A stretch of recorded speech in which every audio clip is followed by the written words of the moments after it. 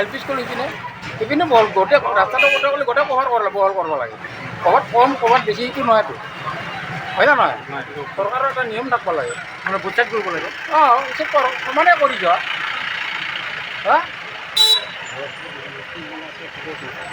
হয় না নহয়? কিমান দোকান চোকান ভাবিছে? দোকান মোটামুটি বেছি হ'ব, 70-80 বেছি হ'ব দোকান। 70-80 বেছি হ'ব। 100 বুলিও ক'ব পাৰি। 100 বুলিও বহুত লোকচান হৈছে, মোৰো দোকানটো বস্তু বহুত লোকচান হৈছে। আপোনাৰ লোকচান হৈছে? দোকান চব্জি দোকান কৰি খাং মই। দোকানটো আজি গধূলি কি কৰিম? আপোনাৰ নোটিছ দিছিল নে? দিয়া নাই। নোটিছ দিয়া নাই? ক'ত নোটিছ দিছে? এনে ভাঙি দিছে? এনে ভাঙি জনাই নাই মোক। মই দোকান কৰিলে মোক জনাব লাগে না আগতে, জনা নাই। জনালে জনা বুলি কওঁ, মোক জনা নাই। এতিয়া কি দাবী কি জনায়? কি দাবী জনাম আৰু চৰকাৰক দাবী জনাম কি আৰু আমি জানিব লাগে। আগতে নোটিছ দিব লাগিছিল মোক, কমচে 1 বছৰ আগতে বা 6 মাহ আগতে নোটিছ দি 1 মাহ আগতে ভাঙি দিম মই, হয় না নহয়? ইয়াত দোকান কিবা আগতে কৰি খাব পাৰিম মই। মইতো ল'ৰা ছোৱালী আছে, পেট পাল কৰিব লাগিব, নাতি পুতি আছে। দিয়ক।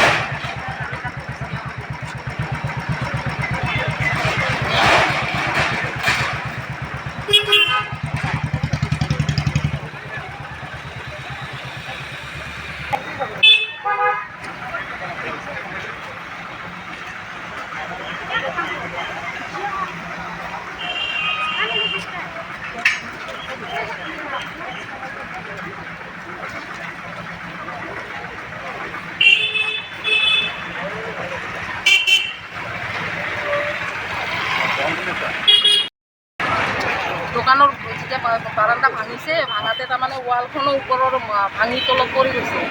ছাইড কৰি দিবৰ কাৰণে ক'ব আহিছোঁ। আপোনাৰ কিমান ক্ষতি হৈছে? ক্ষতি এতিয়া মইতো আৰু আন্দাজ কৰিব নোৱাৰোঁ না। কিমান ঘৰ ভাঙিছে? কিমান দোকান? দোকানটো ইয়াতে ভাঙিবই, গোটেইখিনি ভাঙিব। গোটেইখিনি ভাঙিছে?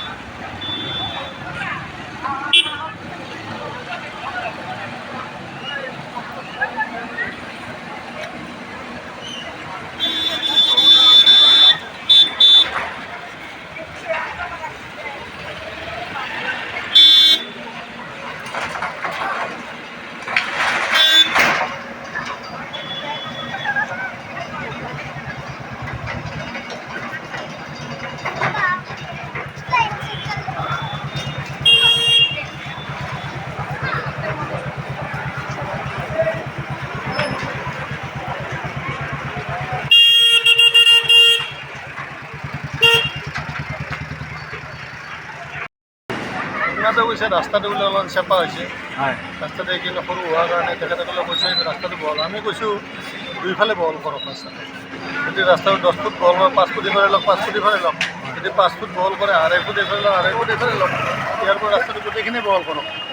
এতিয়া হৈছে কি আপোনাৰ দেখা পাইছে স্কুলৰ ৱালটো এইখিনি, এইটো স্কুলৰ ৱাল। এইটোতো কাৰো প্ৰাইভেট মাটি নহয়, এইটো চৰকাৰৰ মাটি। এইটো কাৰো এইটো মাটি এটা আগবাঢ়িলেও লাভ নাই, নবঢ়াই হৈছিল এখনে। এইফালে সিমান হ'ব লাগে, এইফালে ধৰক 5 ফুট আছে, এইফালে 15 ফুট যাব, সেনেকুৱাতো নহয় না। এটা নিয়মত হ'ব লাগে, জাষ্টিফাইড হ'ব লাগে। তাৰমানে এটা চাইডতে উচ্ছেদ কৰিছে। এটা চাইডে উচ্ছেদ কৰিছে, এটা চাইডত কৰা নাই। এটা চাইডে আপোনালোকে চাই লওক, মেইন ৰাস্তাৰ পৰা মেইন পইণ্টৰ পৰা ইয়ালৈকে কিমান ফুট আছে? খুব বেছি 7 ফুট আছে। 7 ফুট হৈ পেলাই থাকিলে ৰাস্তাটো আগতে 14 ফুটে আছিল। এতিয়া নতুনকৈ কোনোবা পাৰ্টিকুলাৰ মানুহ কিছুমানৰ অসুবিধা হৈছে, এইবুলি আৰু ৰাস্তা উচ্ছেদ কৰিব। আৰু যদি উচ্ছেদ কৰে দুইফালে সমানে বহল কৰিব লাগে। দুইফালে সমানে দুইটা ৰাস্তাটো বহল হয়, চবৰে সুবিধা হয়। আমি সেইটো আপত্তি কৰা নাই, ঠিকে আছে, ৰাস্তাটো বহল হ'ব লাগে, নিৰপেক্ষ হ'ব লাগে। আৰু কিন্তু নিৰপেক্ষ হ'ব লাগে, দুইফালে সমান হ'ব হয়। মানে এইটো কাৰোবাক বছৰৰ কাৰণে এইটো কৰিছে নেকি? কাৰোবাৰ লাভ হ'ব, কোনোবা লাভৰ কাৰণে, কোনোবাৰ ধৰক বল শক্তি আছে, কাৰোবাৰ গতিকে কাৰোবাৰ কাৰণে কৰিছে। আৰু এনে কাৰ ভিতৰুৱা কি শক্তি আছে গম নাপাওঁ। আমিতো ধৰক এতিয়া ভাবিছে কি কৰিব আৰু উপায় নাই।